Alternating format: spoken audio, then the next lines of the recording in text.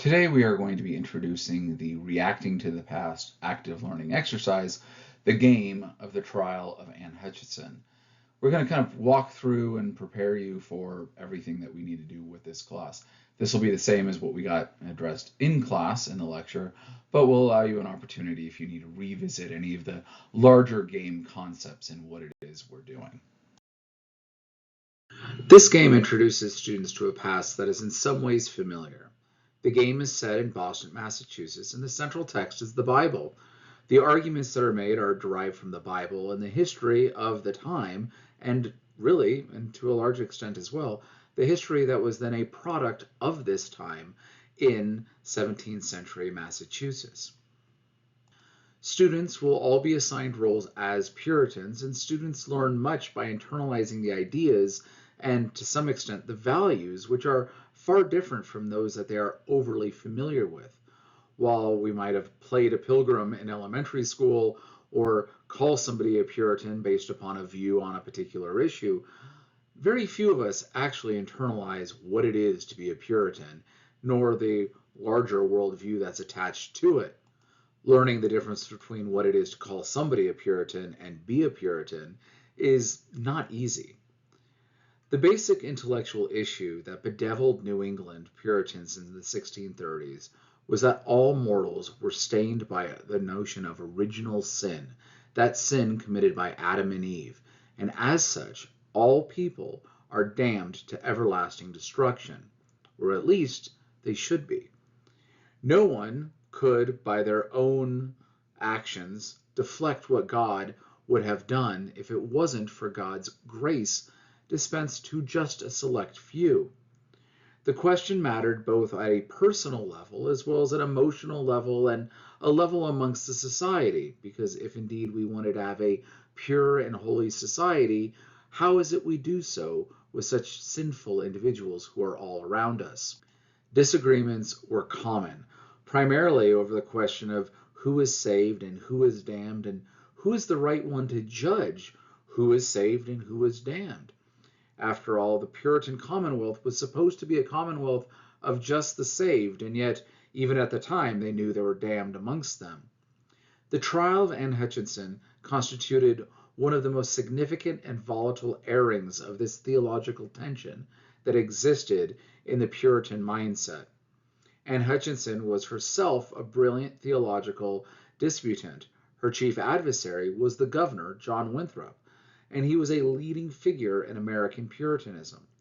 The trial of Anne Hutchinson seeks to recreate this formative moment in the American experience. It's not just an argument over theological intricacies or which best way to interpret Calvin if one wanted to go down that route. Rather, it's about looking at the legacy and the history that is produced by this trial and why, and how these ideas became ingrained to a certain extent in the broader American ethos. The basic story commences after Anne has already faced trial. She was found guilty, but there were a large contingent who believed that the trial was in error for a number of reasons. This that we're trying out is the second trial, where Anne's followers are seeking to overturn the previous conviction. At the same time, there were many new voices which can now contribute to the theological tumult of the time. A wave of immigrants are steadily arriving into Boston and seeking admission into society, which means, at this time, seeking admission into the church. While Boston was not a theocracy, members of the city must first be members of the church. Every day or class session, we'll see a mix of both church meetings presided over by the first pastor or minister, and then followed by a second meeting, that is the general court, which will be overseen by Governor Winthrop. The course will culminate with a final vote concerning the fate of Anne Hutchinson in Boston society. As in any game, we need teams. We're not going to call them teams, but we're going to call them factions. And in the Reacting to the Past trial of Anne Hutchinson, there are two main factions and a few neutral players, as well as several who start off neutral, who will end up joining one of these two factions. The first faction we're going to discuss are the followers of John Winthrop, Winthrop himself being the head of that faction. Winthrop is the governor and the one who had earlier convicted Anne Hutchinson and plans on upholding that earlier conviction. According to the Winthrop faction, the Puritan Commonwealth needs good, sensible government to survive, not wild-eyed ideological pursuits. The faction attempts to maintain a more traditional Puritan understanding of salvation and sanctification, while also holding on to and maintaining political power. This political power is actually in a very tenuous position, as Winthrop must keep the more radical element of Boston in check in order to prevent Charles from disbanding the colony. The second faction is the pro-Hutchinson faction, or the Friends of Anne faction.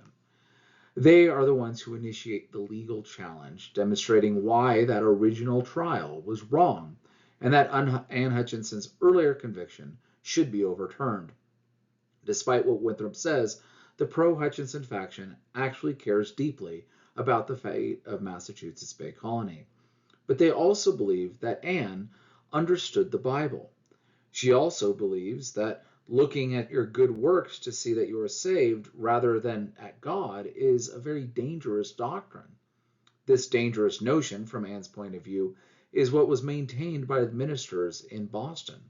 Thus she and her faction are at odds with the popular or prevailing theology concerning evidence of salvation, which is at the very heart of our issue. This faction is loyal to the basic tenets which established the Commonwealth, but has more room for dispute and dissent than Winthrop's does. This faction largely consists of a coalition of different disaffected people who happen to have some overlap in either opposing Winthrop for his political, economic, or religious aims, or have sympathy towards Anne Hutchinson and her religious claims. There are also a number of key neutral players, the most important of which is John Cotton. Cotton is the teacher of Boston and one of the most important citizens of that city. But he has not decided yet on which side of this current controversy he is going to decide on. He will also likely have a follower whose mission is to speak to many of the issues that Cotton is unable to address himself without putting his thumb on the scale too much. This follower may sometimes vote on matters of his own conscience and is not just an extension of Cotton. The other group of neutral or independent players are mostly immigrants. These are the waves of people who are coming into Boston and want to seek to become citizens of this new Commonwealth. They are the intermediates because they will eventually have to pick a side and determine the outcome of the current conflict. Some of them already lean one way or the other, but are not obliged to do so. Others are completely neutral and can be swayed by whichever faction creates the best argument. It is with these neutral players, primarily with the immigrants, that the real power of the game is found. Whichever of these two factions is able to grow their faction the most through attracting the most immigrants and keeping these immigrants together is likely going to be the faction which prevails in the end. So how is it that these immigrants end up joining a faction? Well, it's actually done rather easily, but it does require a degree of communication. To formally join a faction, all students need to do is to tell that faction leader that they want to join them. Once then the faction leader hears this, they have the option of doing two things. First, the faction leader has to decide if they want to accept the person into their faction. If they don't or can't because just the legislation and the ideas that the student wants to pass doesn't line up with the faction, they should tell them to find another home. If they do accept the player into their faction, they will need to tell the player, who will then, generally speaking, sit with them in their side or however the class ends up getting divided. And it's really that simple. It's not an overly complicated thing. The game manager should also be notified that they are formally joining this faction, so any bonuses that might apply to joining a faction at a particular time might also include that new member. Any grades are part of the reason why we're doing this, and grade bonuses are based on the session at which point the faction leader tells the GM to add a player into that faction. So it's important that both the player and the faction leader know that somebody has joined the faction. You can't just sit there without having this conversation, nor does that conclude the actions that are responsible for the faction leader. That does have to get passed on. Emails generally work really well, or notification at the end of class, depending on however is easiest for that actual class session.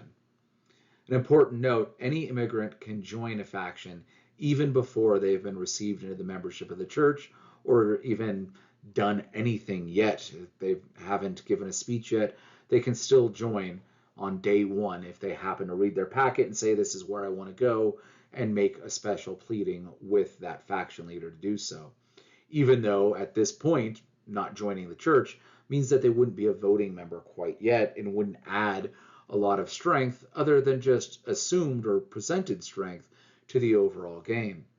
Faction leaders may want to include them for these reasons because, again, it looks like they're going to help them and may even be able to assign other speeches which will help their larger goals as well.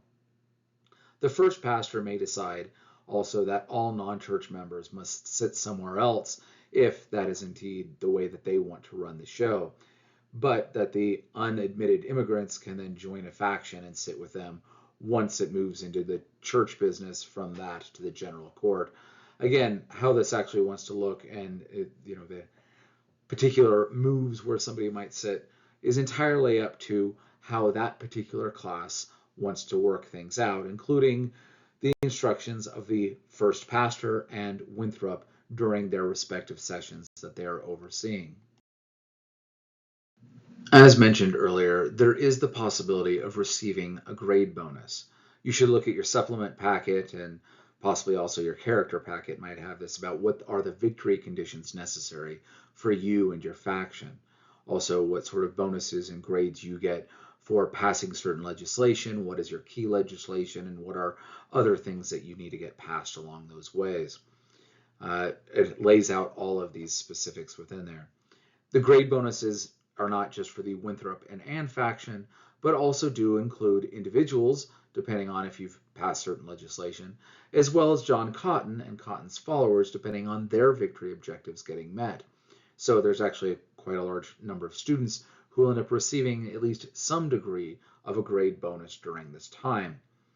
For students to receive the grade bonus, though, they will need to be in the class on the final vote, which will be in session 8, and the postmortem discussion on session 9, as well as submit any sort of vote markers in session 8 if they were awarded one, if that's how voting wanted to be identified or not, as well as any other props that might have been given out in the class, that those are returned to whoever it is who provided them.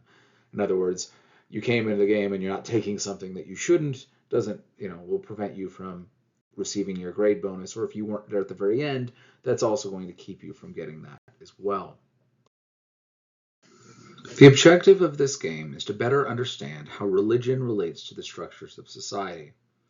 The intended purpose behind this exercise is to overcome a common difficulty in teaching any course on religion, especially survey ones. This exercise is designed not only to review religious movements in American history, but to address this with a real-world historical example. The historical example used illustrates how ideas shape culture and how many people, often those disenfranchised members of society, react to challenges of doctrine, gender, and class distinctions. It is important to realize how traditions deal with conflict over ideas and how structure, including competing notions of common beliefs, is played out in the lives of people. In discussing religion, many American students believe that it is merely a personal matter and not related to any larger cultural or public issues. This mindset is extremely ahistorical and fails to realize how tribes, people, and countries converted from one set of beliefs to another, and how these new sets of beliefs make a difference in how society and individual lives are lived out. The trial of Anne Hutchinson and the early American Puritans, like other groups of people, has lasting ramifications not only for those people and how their lives were lived out, but also for world history. If the trial had gone a different way, the shape of the American colonies and the notions of religious inclusion in America likely would have looked drastically different. Furthermore, this game will contribute to the students' understanding of the political nature of religion, as well as the religious nature of politics, and how these two ideas are so often very intertwined. Students should expect to speak in this class, not just once, not just twice, but at least 3 times throughout this course. Each speech should also be typed up and given and delivered as a paper copy to the GM either prior to the speech or, if the GM has approved it, immediately following the speech if students are reading off of this paper copy. This does not mean that the students are not allowed to speak outside of these designated speeches. Rather, this is the minimum work that they are expected to be able to produce throughout the course of this exercise. The speeches that students will write will primarily consist of arguments given to the rest of the class and attempt to either gain entry into the colony or to support or oppose an or any other piece of legislation that is brought up. In addition to these assigned speeches, each faction will have an opportunity for an opening statement at the beginning of every class session, following the sermon from the pastor of the Boston Church, as well as in many of the later sessions, a sort of summative statement, assuming that there is time, or at least a warning, possibly, for other legislation that might come up in further sessions. Whoever delivers these speeches is wholly dependent upon the faction leaders and should address the key matters of that day. Most students will need to have an opening speech prepared for at least once during the game to make sure that the pages of material that they are expected to produce is met. The number of pages that students will be expected to produce is 5. While the speeches may vary in length, some might be a 1-page speech, some might be a 2-page speech, you might even have a 3-page speech wrapped up within all of this. The total number of written pages will be 5. It is up to the students to determine how long any individual speech needs to be. This is also the reason why a paper copy of the speech is given to the GM so that they can see exactly how long the speech was. This also means that things like headers don't make up a page. One line on a second page also don't make up a page. For something to count as a page, you should expect that it's between 2/3 and a full page long. Anything shorter than that likely will not count as a page of material. So make sure that this is there, as you're also not getting graded on halves of pages or other things along this line. Research is also expected into this, both historical and theological arguments, and that should be evidenced in these speeches, and a proper citation should accompany them in not necessarily this written work, but in the annotated bibliography that all students will need to produce. This is an additional page that will be expected. The annotated bibliography will consist of the 3 most important sources used by students in writing their speeches. The annotated bibliography should include a full citation of the academic source, not just the URL, but what is the full citation, following the University of Chicago guidelines as well. And then a paragraph following that, which explains to the GM, to whoever is reading and grading this as well, what you did with this source. Now, it might be that you didn't actually do anything directly with this source. It might be a really good source that gave you broad knowledge, not in just one particular speech or another, or you weren't able to use part of it that you did, but it shows the research, and therefore, if it's strong enough, you would include it here. Obviously, the asks.com and the wikis and all of those other things shouldn't be present here. This is academic research that is expected within this annotated bibliography. You will be graded on the strength of that source. So if it happens to be one of the less reputable sources, then your grade will suffer. And again, a full paragraph explaining what you did with that citation as well. Particularly if you could, mentioning which session and which speech will also help, and not just I used it in session 3, but I used it in session 3 to inform my argument of and show that you actually put a good deal of thought into writing this paragraph, actually demonstrating what you used it for and the strength and the value that this source had in producing your speech. Those topics are specific to historical events surrounding the trials by Hutchinson. This is really a setting, and it becomes a medium to address these issues and kind of see how it plays out in a larger population in a large scale sort of dispute instead of just one person having to bring up an idea. The specifics of the speech may not apply necessarily to 17th century Boston, where the nation speech of the topic that they assigned. If you happen to be talking about religious freedom or immigration or a host of economic issues, you don't have to try to find a 17th century example of that. Example, just throw this way. Maybe this also discusses how to turn from 17th century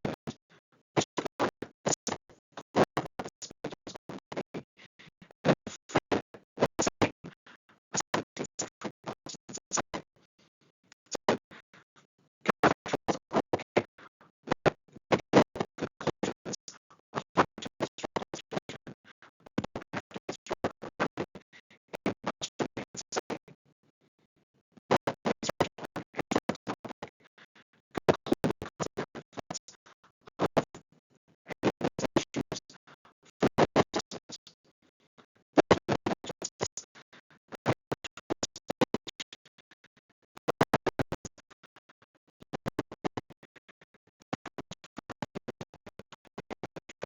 for legal justice. There's no legal justice that I have towards speech society.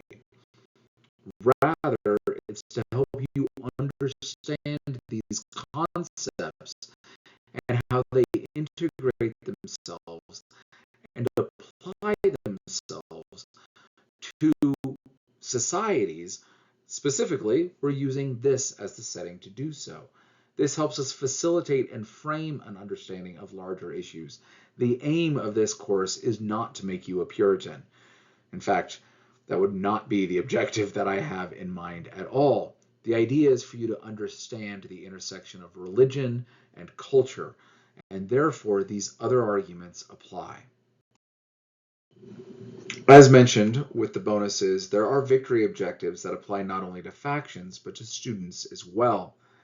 The results are very easy to see. You are told, hey, this is your key piece of legislation, you want to pass it. Or here's other speeches that you want to give. And if it requires a vote, you want it to pass. Students' victory is often identified with a character and is spelled out in their individualized packet. Aside from passing legislation, the objective for players is to, generally speaking, win, or at least to find themselves on the side of the winning team at the end.